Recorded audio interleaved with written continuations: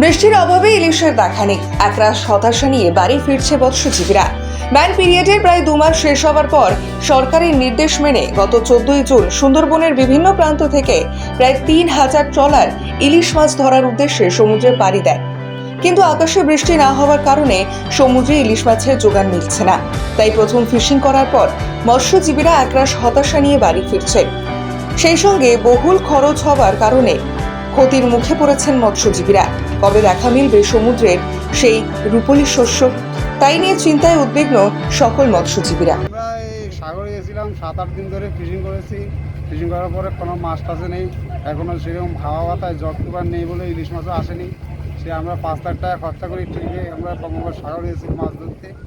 এখন আমরা সেই পাওয়ার পর মাছ আর পাইনি, আমাদের পুরো টিপটাই লস।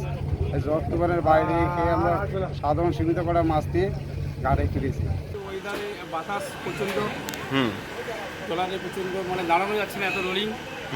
ইলিশ ভালো হচ্ছে না। বৃষ্টি হলে ভালো ইলিশ হবে, এরকম আমরা আশায় আছি সবাই। বৃষ্টি না হওয়ার জন্য এরকম সমস্যা। এই আষাঢ় মাসে 1 তারিখ থেকে শুরু হয়েছে, আজকের এই 3 দিন হলো সবই চলছে। কারো ইলিশ হয়নি, পর্যায়ী মাছ, মানে তবু চিংড়ি, ভোলা, আমুদি, লোটে মাছ শিমুল, এইসব বিভিন্ন রকম। প্রায় 2.5 থেকে 3,000 ট্রলার সমুদ্রে মাছ ধরতে গিয়েছিল।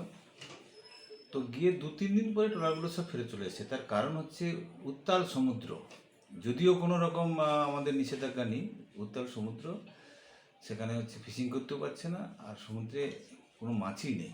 যার জন্য হচ্ছে তারা তো আর লস করে সমুদ্রে আর ট্রলার মানে জাল বাইচ করতে পারে না, তাদের প্রচুর টাকা খরচ হয়। তো ওই জন্য সমস্ত ট্রলারগুলো সব উপকূলে চলে এসছে।